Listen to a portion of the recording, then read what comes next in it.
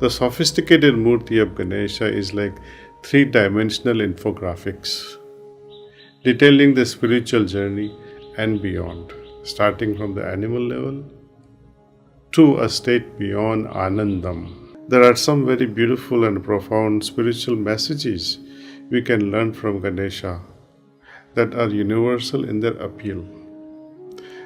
Let me share with you. When you look at Ganesha, we all feel tremendous joy and happiness just by looking at the statue, the Murti.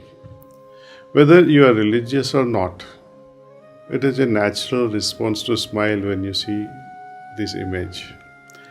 That is the first message of Ganesha. Be joyful. As, after all, only joy attracts grace. Can you imagine you remain sad? Can God come in communication with you? And even if He showers grace, will you be able to possess it and be one with it? No. So, joyful state is required even for God to bestow something on us. When you look at Ganesha, you feel that joy is radiating from him. We refer to him and his life to teach values such as having such a large ears and a small mouth. They too represent something very great. Listen more and talk less. What else does he represent? He has an animal face of an elephant, a human body, and a divine function. Isn't that the journey of spirituality, where we move from animal level to human level to divine in our nature? The sophisticated Murti of Ganesha is like three-dimensional infographics, detailing the spiritual journey and beyond, starting from the animal level to a state beyond Anandam. How to portray a state beyond bliss, where the very individual is no longer there in the form of consciousness to interact with non-bliss. We have animalistic, instinctive tendencies that are associated with living in a physical body as a part of the animal kingdom.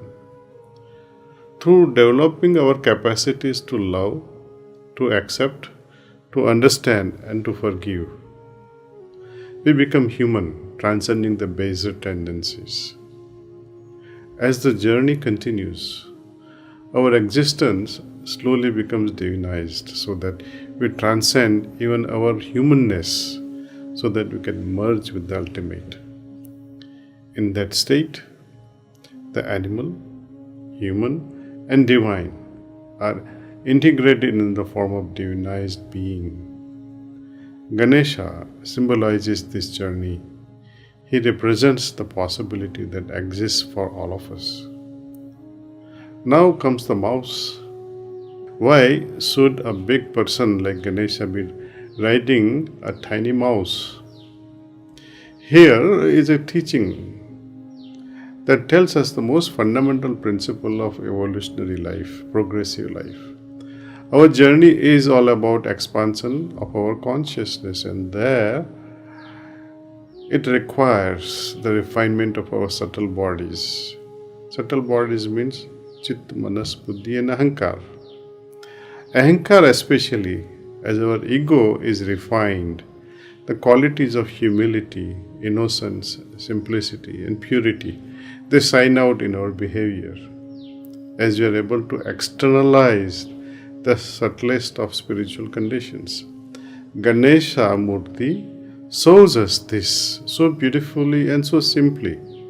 We need to make our ego so light, so refined, that even a mouse can carry us. He represents that carefree, joyful state of surrender, where the ego is lighter and utilized for universal and divine purpose.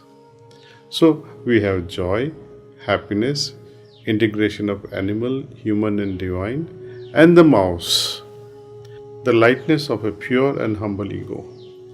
What a combination! No wonder Ganesha is loved by all.